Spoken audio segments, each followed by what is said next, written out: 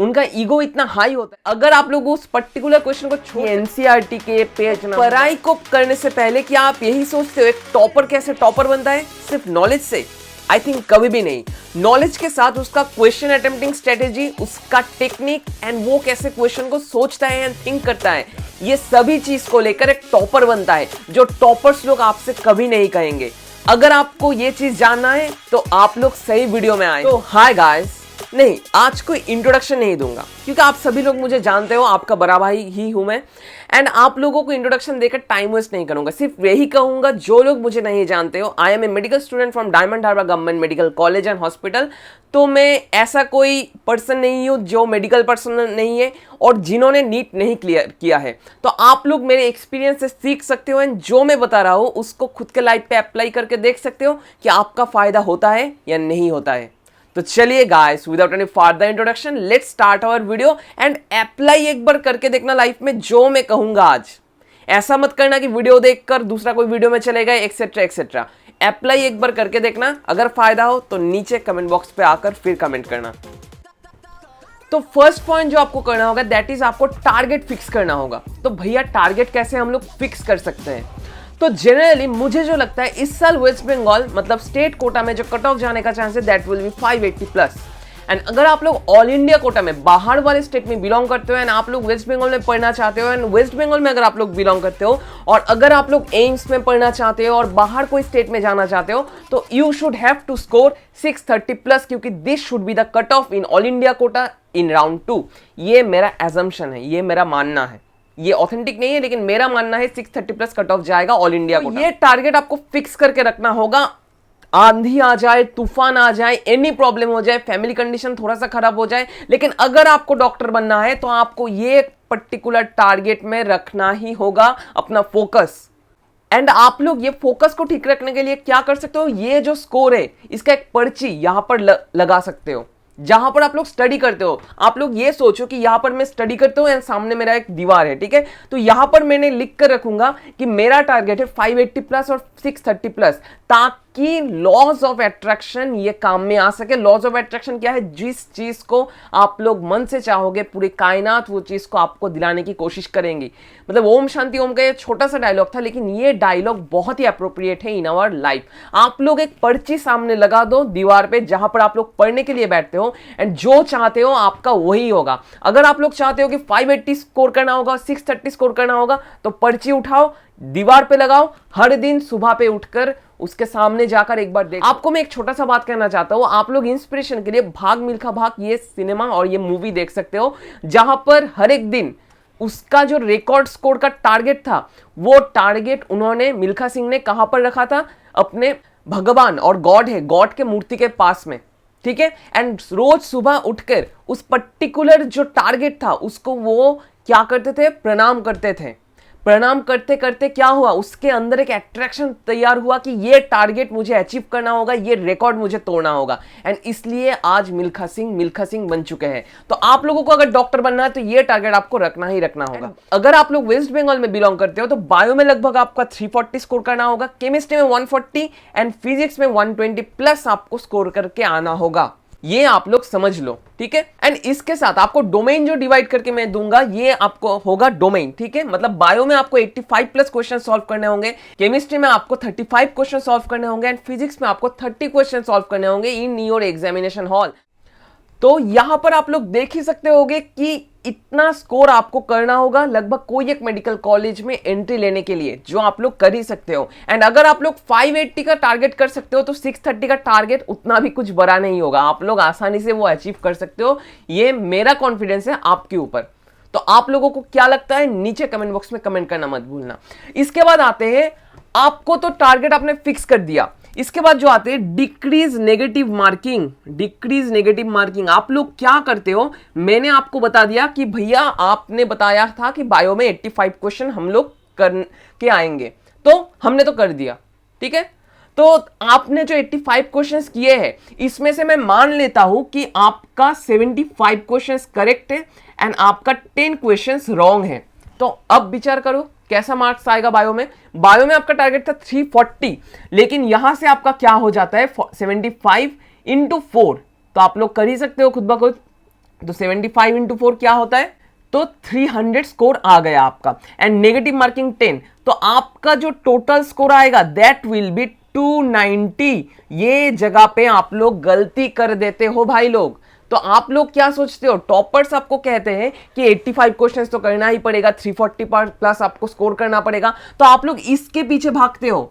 आप लोग कभी सोचते ही नहीं हो 85 क्वेश्चंस जो मैं कर रहा हूं इनमें से नेगेटिव मार्किंग कितना होने का चांस है। अगर नेगेटिव मार्किंग हो जाए तो आप लोग देखो डिफरेंस कितना क्रिएट हो जाता है, लगभग डेल 50, मतलब 50 मार्क्स का डिफरेंट आप लोग इस तरह ही क्रिएट कर सकते हो एक टॉपर एंड खुद के बीच। तो अगर आप लोग सोच समझ कर एक क्वेश्चन का अटेम्प्ट करो, एंड क्वेश्चन को अटेम्प्ट करने से पहले यही सोच लो कि ये क्वेश्चन का सही होने का चांस कितना है, तभी आप लोग एक अच्छा खासा स्कोर कर सकते हो। तो नेगेटिव मार्किंग को आपको घटाना होगा एंड जो कॉन्फिडेंस वो आपको बढ़ाना होगा। मतलब अगर 75 क्वेश्चन ही आप लोग करके आओ तो 75 क्वेश्चन ही आपका सही होगा, इतना कॉन्फिडेंस आपको रखना ही होगा एग्जामिनेशन हॉल में, जो टॉपर्स कभी नहीं कहेंगे आप लोगों से।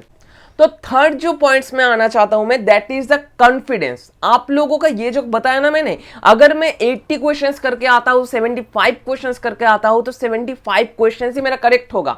ये कॉन्फिडेंस कैसे हम लोग गेन कर सकते हैं, जो आप लोग कभी फोकस ही नहीं करते हो इसके ऊपर। आप लोग क्या करते हो, अनअकैडमी ले लिया, बायोमेंटस ले लिया, एनी कोचिंग इंस्टीट्यूट, आकाश, एलेन, टेस्ट तो देते हो लेकिन टेस्ट को कभी भी रिवाइज नहीं करते हो।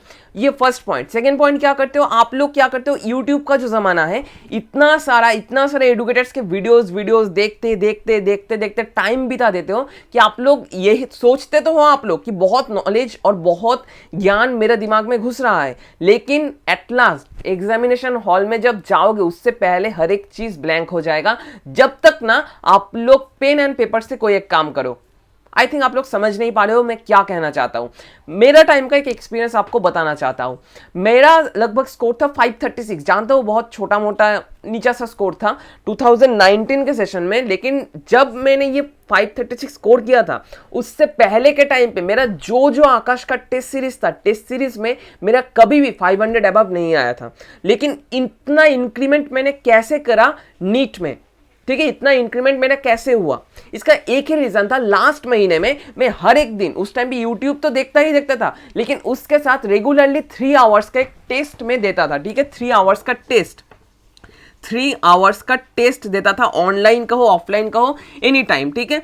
एंड 3 आवर्स का जो टेस्ट है उसके साथ 1 आवर उसके बाद में क्या करता था, उसको रिवाइज करता था। तो ऐसा कभी नहीं कि टेस्ट दे दिया मेरा हर एक काम हो गया, टेस्ट देने के बाद उसको रिवाइज करता था एक पर्टिकुलर नोटबुक में, ठीक है, एक पर्टिकुलर नोटबुक में मैं इसको नोट डाउन करके रखता था ताकि एग्जामिनेशन से पहले मैं इसको देख सकूं, ठीक है, ये करता था। ये आप लोग अगर ना करो तो आप लोग एक चीज समझ लो कि आपके दिमाग कभी नीट में जाकर डायरेक्ट फोड़ नहीं सकता है। आपका दिमाग तभी नीट को फोड़ सकता है अगर आपका रेगुलर प्रैक्टिस, यहां पर रेगुलर प्रैक्टिस हो सके, ठीक है, ये पॉइंट आपको याद में रखना होगा।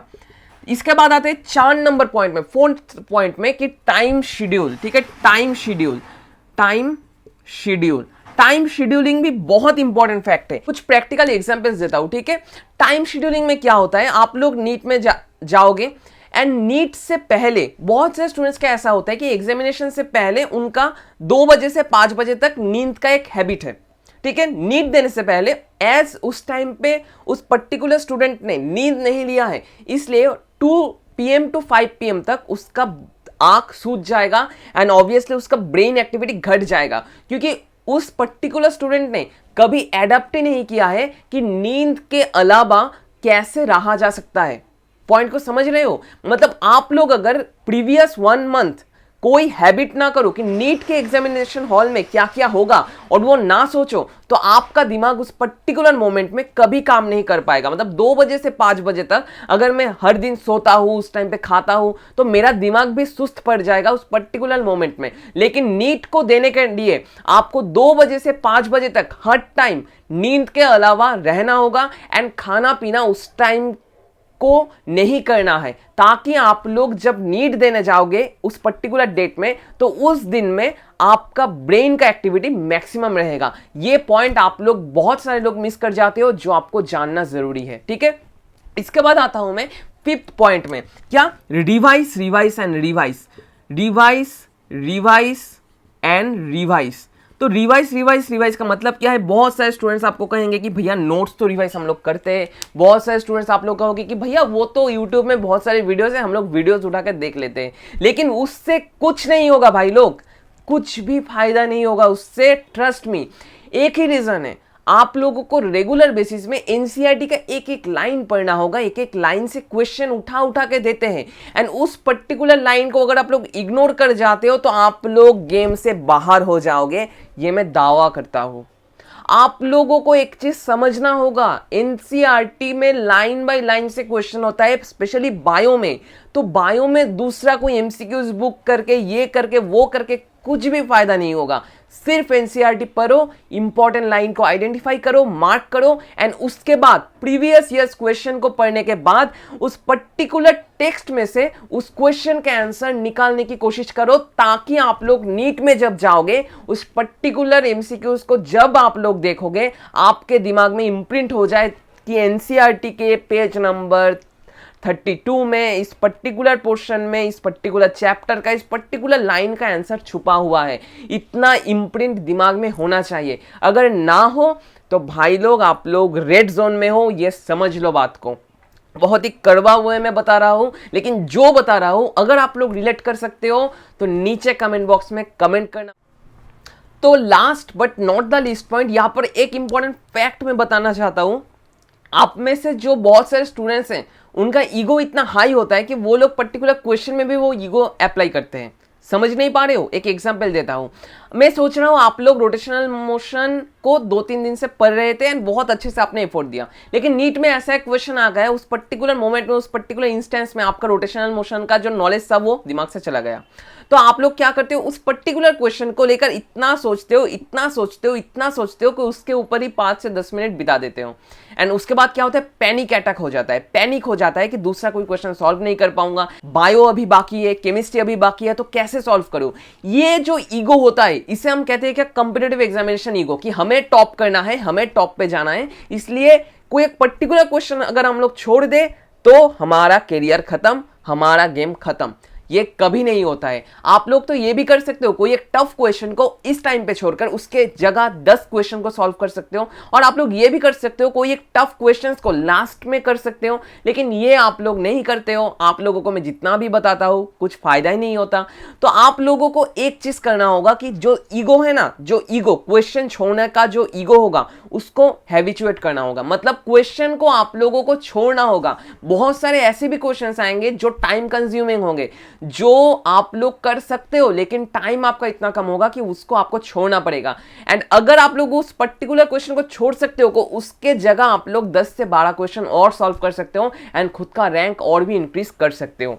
ठीक है, तो आई थिंक आप लोग समझ रहे हो मैं क्या कहना चाहता था इस वीडियो के थ्रू। आपको ये वीडियो कैसा लगा, कितना रिलेट कर पा रहे हो खुद के पर्सनल लाइफ से एंड खुद के जो ये प्रिपरेशन कर रहे हो इस प्रिपरेटरी फेज से? ठीक है, अगर आप रिलेट कर पा रहे हो तो एक लाइक एंड एक शेयर तो बनता है उन लोगों के साथ जो लोग ये सब प्रॉब्लम अभी भी फेस कर रहे हैं। ठीक है, तो आप लोगों को अगर अभी भी कोई डाउट है तो नीचे कमेंट बॉक्स में कमेंट करना मत भूलना। नीचे मेरा इंस्टाग्राम का लिंक दिया हुआ है, आप लोग वहां पर जाकर भी मुझे मैसेज कर सकते हो @biomed-kit। ठीक है, आज सिर्फ इतना ही। नेक्स्ट दिन आऊंगा और कुछ इंटरेस्टिंग वीडियोस के लेकर। तब तक के लिए stay tuned with biomed kit with Monik. Thank you guys.